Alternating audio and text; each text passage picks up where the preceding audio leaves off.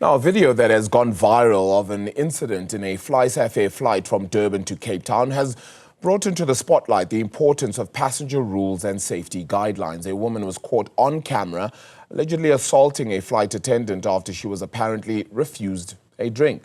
The footage further depicts the woman in a heated dispute with flight attendants as well as passengers.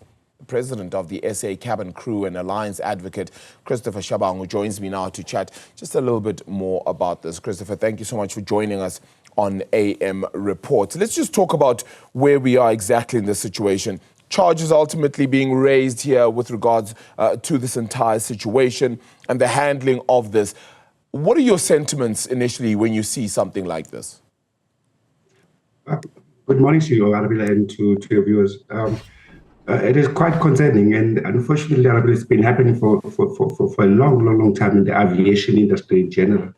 It has been happening, for a long time, and unfortunately, it's breaking the rules, or CAA rules, civil aviation rules, and airline rules, really, to abuse a cabin crew in any particular way, whether you are intoxicated or not. And in this particular instance, our members were actually abused by this passenger, and it is a situation that is unacceptable, to happen, and we can accept it as a union because they've broken the rules, obviously, as a passenger. Yeah, with that in mind, then, how do we stop this from happening in the future? Is it actually a case of needing to then not serve alcohol on flights? And I ask that because if she was indeed sober, as she claims to be, then the question isn't necessarily about the drinks themselves, right? It's actually just about conduct unbecoming, which can happen whether it's about the alcohol or not. Absolutely correct.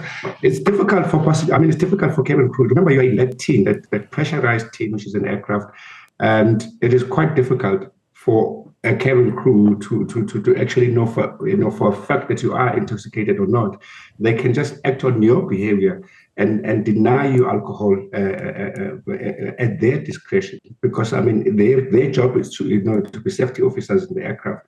So to be honest with you, you're absolutely correct. It has nothing much to do with alcohol, but it has everything to do with the behavior of the passenger. And cabin crew are authorized to actually deny you the alcohol if they are suspected you'll be a problem in the aircraft. Should they stop selling, or serving aircraft alcohol in the aircraft? No, they shouldn't. This has been happening for years. Many people enjoy these things as they fly, the type of drink when they fly, and it shouldn't be stopped necessarily because of people that behave in such a poor manner. But people that get drunk in the aircraft, they should know there are consequences. And in some instances, you can actually be arrested for 6 months for behaving in the way that lady did. Just whether she was drunk or not, at the end of the day, she can actually face serious charges, because this is abuse of our members, abuse of cabin crew in the aircraft. It shouldn't be allowed, and it is breaking CAA rules. Is it a case of awareness and perhaps stricter regulations and policies so that people know actually that this will not be tolerated, that you cannot actually be abusing cabin crew members? And I say that also in relation to anybody else who is serving, whether it be in a restaurant, whether it be in hotels, etc. as well. This sort of thing can and does happen. Should we be having stricter rules and regulation around this? So if you purchase an aircraft ticket, I'll specifically speak about airlines, but if you purchase any airline's ticket, there are rules there in a ticket that tells you that you can actually be intoxicated. That's just one of the rules that you have. In terms of awareness, that's one of those things. And one appreciates the fact that there's a lot of people that are flying these days. Actually, the airline industry is growing in South Africa specifically. It is growing, but people should understand the rules. If you're getting into an aircraft, you're getting into a very different environment in terms of safety. But I like what you just said now. It does not necessarily have to be in the aircraft to know how you behave and how you treat people. But when we speak about the aircraft, you are actually dealing in a situation where you are not necessarily actually you're in a very precarious place in terms of the aircraft itself and the people that are supposed to serve you and the people that are supposed to look after your safety. So if you're going to antagonize them, if you're going to actually start fighting with those people, you're creating a danger for other passengers, but you're bringing annoyance to other people who have paid money to travel to where they're traveling to. So yes, there should be the awareness. You're absolutely correct. People should know what is happening. I do not know how that should happen. Maybe airlines can actually, maybe in the, when they play their videos or when they make those announcements in the beginning of the flights, which they always do, because they've been doing for years, where you are told that flight attendants are there for your safety first. That's the most important thing. They're there for your safety first. Maybe passengers should understand when we say, or when the airlines say, cabin crew are there for your safety, what does that really mean? Maybe that's where the awareness can start. I don't know. But credit should be given to millions and millions of people that have been flying and have been decent passengers. Unfortunately, there are those that actually still come with that kind of attitude in the aircraft. And one more thing that I can tell you is that if you consume alcohol before flying, it's got a lot of other effects, really. Even if you're a very decent person, if you go into an aircraft intoxicated, an aircraft is a pressurized environment. It changes, and in some people, it changes certain behaviors. You would behave in a way that you usually do not behave just because you are intoxicated in the aircraft. So we can advise people, do not fly. It could be even dangerous for you yourself in terms of health if you fly intoxicated. So we can start there, try and make people aware the dangers really of being intoxicated before you board the aircraft.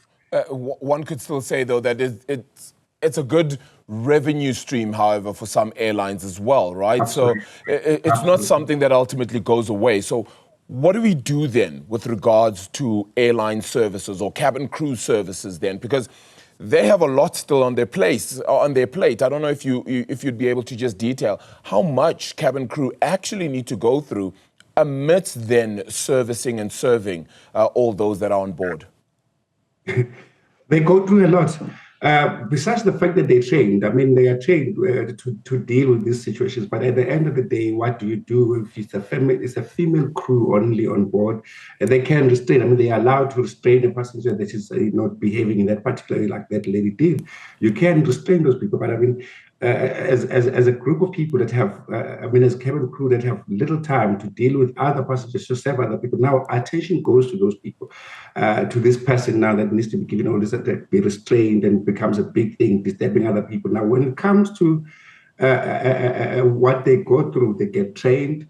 They can only be trained that far. We cannot make them martial artists in the aircraft or police people. They're not. They're not trained for that. They're trained for other things to deal with these safety issues.